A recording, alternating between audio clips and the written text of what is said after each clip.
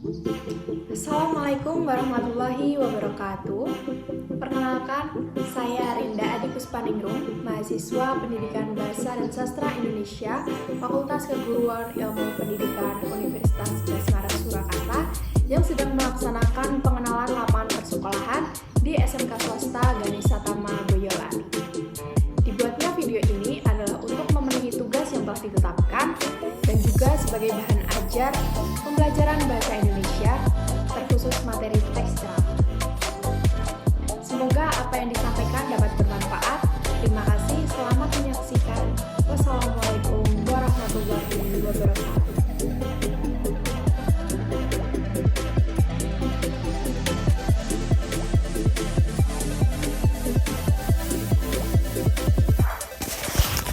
Selamat datang, siswa-siswi kelas 11 yang hebat dan penuh semangat.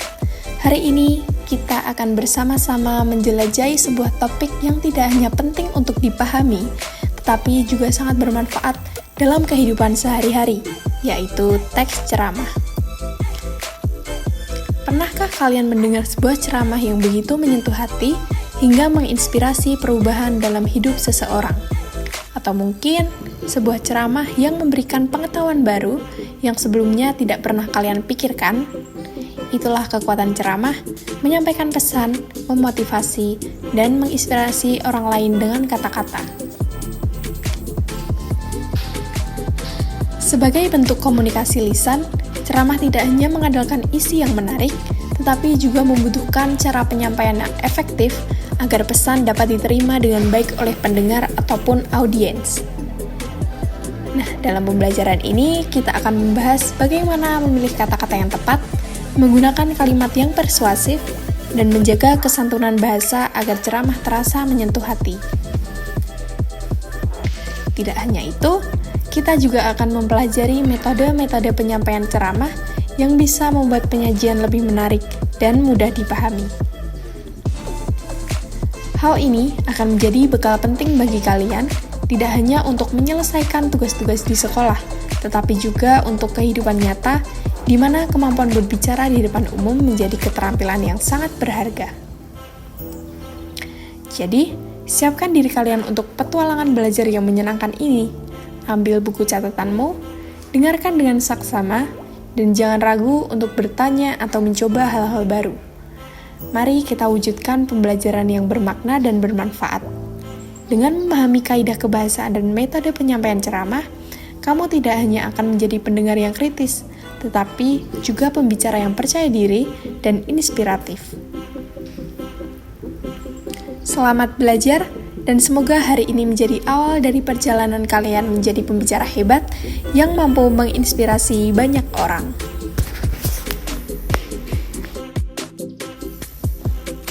Yang pertama, kita akan belajar mengenai kaidah kebahasaan teks ceramah. Berikut adalah kaidah bahasa yang digunakan dalam teks ceramah. Yang pertama, menggunakan kata ganti orang pertama dan kata ganti orang kedua jamak sebagai kata sapaan. Kata ganti orang pertama yang digunakan bisa tunggal dan juga bisa jamak. Kata ganti orang pertama tunggal yang digunakan adalah saya atau aku, dan yang lebih sering digunakan dalam ceramah adalah saya. Berikutnya, kata ganti orang pertama jamak yang digunakan adalah kami atau kita. Sementara itu, kata ganti orang kedua jamak yang biasanya digunakan adalah kalian, hadirin, bapak-bapak, anak-anak, dan sebagainya.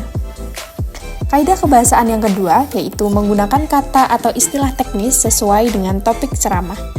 Kata teknis adalah kata-kata yang bersifat ilmiah dan berkaitan dengan topik ceramah. Contoh penggunaan kata teknis dalam ceramah.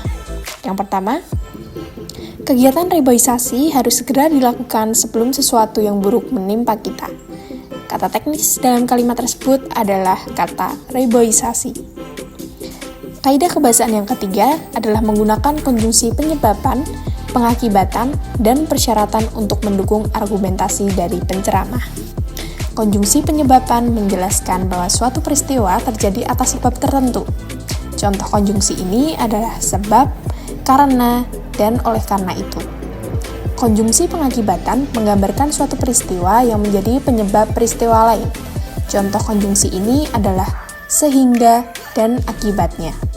Sementara itu, konjungsi persyaratan menjelaskan bahwa suatu keadaan atau hal dapat terpenuhi apabila syarat yang diperlukan terpenuhi. Contoh konjungsi ini adalah jika, apabila, dan kalau. Konjungsi yang keempat yaitu menggunakan kata kerja mental.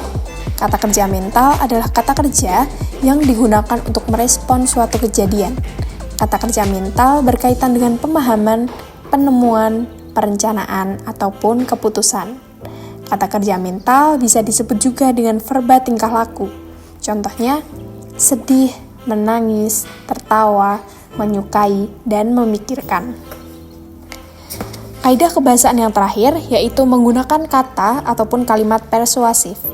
Kalimat persuasif adalah kalimat yang berisi ajakan atau bujukan agar audiens maupun pendengar mau melakukan hal yang disampaikan oleh penceramah. Contoh kalimat persuasif adalah sebagai berikut. Marilah kita mulai dari diri sendiri agar perubahan dapat terwujud.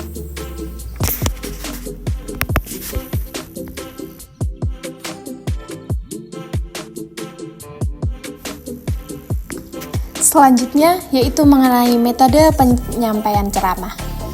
Ada 4 metode penyampaian ceramah, yaitu metode impromptu, metode membaca, metode menghafal, dan juga metode extemporan. Metode impromptu disebut juga dengan metode serta-merta. Hal ini berarti seorang penceramah tidak melakukan persiapan apapun sebelum menyampaikan ceramahnya.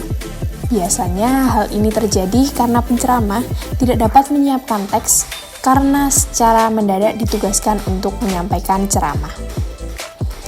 Metode yang kedua yaitu metode membaca. Metode membaca biasa juga disebut dengan metode naskah. Metode ceramah ini dilakukan dengan membaca teks ceramah yang telah disusun sebelumnya. Kelebihan dari metode ini adalah ceramah cukup mudah dilakukan karena tidak membutuhkan olah pikir lagi tentang isi ceramah. Namun, metode ini bisa menyebabkan kurangnya interaksi antara penceramah dengan audiens. Hal ini karena penceramah biasanya hanya fokus kepada teks yang dibaca tanpa memperhatikan respon audiens terhadap ceramah yang disampaikan. Metode yang ketiga yaitu metode menghafal. Metode ceramah ini dilakukan dengan menghafalkan teks yang sudah disusun sebelumnya. Metode ini memungkinkan seorang penceramah terlihat sangat menguasai isi ceramah dan dapat menyampaikannya secara runtut. Namun, metode ini juga memiliki kekurangan. Sedikit saja hal terlupa, seluruh penampilan dan pesan ceramah akan menjadi kacau. Metode terakhir yaitu metode extemporan. Metode ceramah ini dilakukan dengan mencatat poin-poin penting ceramah yang akan disampaikan.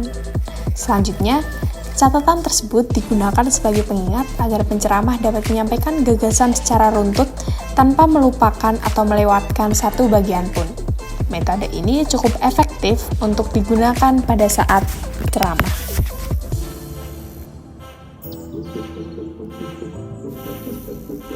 Sekian materi teks ceramah yang bisa saya sampaikan hari ini. Terima kasih telah mengikuti pembelajaran ini dengan penuh semangat. Jangan lupa untuk terus berlatih, karena kemampuan berbicara yang baik adalah hasil dari pembelajaran yang berkelanjutan. Sampai jumpa di materi berikutnya, dan selamat melanjutkan perjalanan belajarmu. Tetap semangat dan terus berkarya.